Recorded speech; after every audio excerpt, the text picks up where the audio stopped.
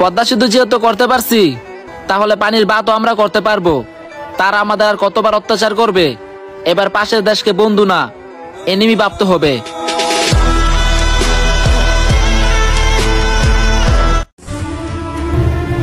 মানুষ মানুষের জন্য।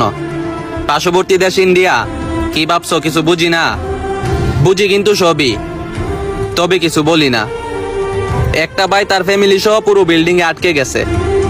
সে বাঁচতে চায়, সে মেসেজ দিচ্ছে, তাও আবার ফেসবুক লাইভে এসে, নিচের পানির কারণে।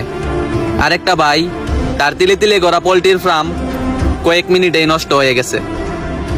আরেকটা ভাই, তার বাবা মারা গেছে, দাফনের জন্য একটু মাটি খুঁজতেছে। এগুলা কি হচ্ছে দেশে? সবাই আছে বড় বিপদে। সবাইকে অনুরোধ করি, কিছু না করতে পারলে তাদের জন্য মন থেকে দোয়া করবেন।